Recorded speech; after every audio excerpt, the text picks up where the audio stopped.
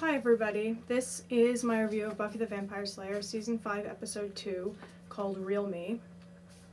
Yeah, this would be better, I think, than the first episode of the season, Buffy vs. Dracula. Even though the things that I didn't like about it, I didn't like more than the things I didn't like about Buffy vs. Dracula. I forgot to mention in the first episode, I really love the scene on the beach with all of them because I don't think I've ever seen them on the beach before, and it's a really weird scene just seeing them all really happy, and it's kind of where we are now. It's sort of like a road to no return at this point into that will culminate with the body episode, so I think like the last time I'll get to see them all that happy, which, you know, is sort of depressing. So this is the infamous Introduction of Dawn episode, which really splits people. From what I understand, Dawn does not have the strongest fan base. She seems to be hated amongst the Buffy fans, at least the majority of them. And I completely understand why. In later episodes, I don't find her as annoying. You know, I kind of like the relationship she has with Buffy right now. You know, you can, even though she's annoying, like, you can see where she's, sorry, this is Flarp, by the way. It's sort of the 2009 equivalent of GAC. Found it for $1 at Target, so I'm just holding this, don't know why. I kind of understand why people have issues with her, and it's not just because of her character, but essentially the entire dynamic of the show changed with this episode. It's very strange to see that. I mean, it's a really bold move to introduce a character like Dawn, and to not only introduce her the way that, in the way that, you know, in the predicament that she's introduced with, that everybody knows her, but the episode sort of being from her perspective is extremely bold, because it's like, it has such a different feel to it than the other episodes that you're just like, what, is this going to be the way it is now? Like, yeah, the other episodes might not be from her perspective, but like, after seeing that one, it's just like, am I going to have this, is this going to be the same feeling that I get from all of them? And fortunately it's not.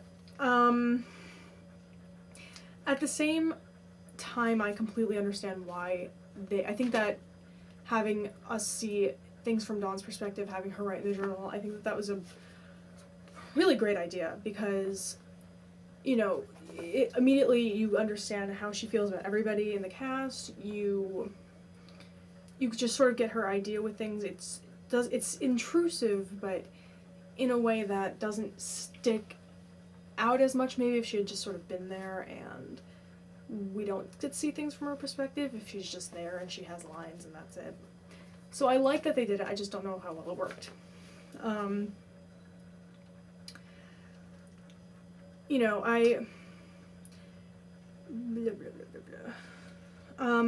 so I guess that they had been writing the earlier episodes with Dawn, at least the first few, definitely this one at least, with the idea that Dawn was 12, and as opposed to 14, which is what she actually is on the show. And you can tell that she's being written to be younger than she's actually portrayed. It gives some moments a very strange feeling. You know, and it's weird to see how writing for a character being played that's, you know, 2 years older than what had originally been written, such a difference that it makes during certain portions of the episode. It's very strange. So I like Michelle Trachtenberg enough. I grew up with Harriet the Spy. That was a big deal for me. You know, she used to be on The Adventures of Pete and Pete. That was awesome. She's really fantastic in Mysterious Skin. If anyone ever gets a chance to see that, it's an incredible movie, and she's really great in it, with one of the best performances in this decade so far by an actor, Joseph Gordon-Levitt. Is unbelievable. You know, and she's good on Gossip Girl from what I've seen.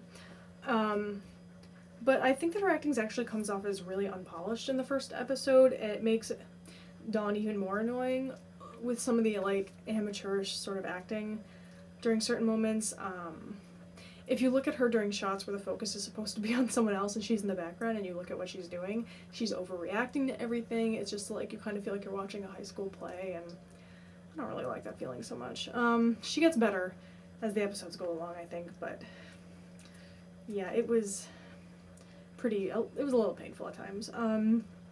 I had no idea that Buffy and everyone treats Dawn as if she were there the whole time, and I know that that is stupid not to know if, for people that are fans of the show, but I thought that she just showed up, Buffy and everyone is as confused. Dawn thinks she's her sister, everyone else is as confused as the audience is.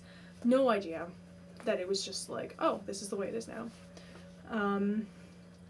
Which I think kind of makes everything, it's like, again, I think it's a bold choice. I think it's really interesting because it's sort of like, this is the way things are now, deal with it.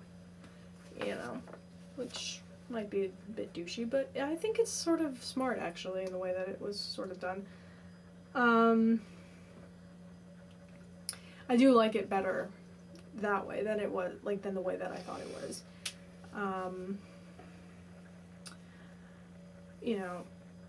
You can already start seeing in this episode that Riley's sort of getting pushed aside for other priorities that Buffy has. This is something that's just going to keep building and building and building and building until it explodes. Because it's true, Riley doesn't have anything else really besides Buffy. He had the initiative, that got taken away from him. Buffy has a lot of other things besides Riley, and it's sort of shows.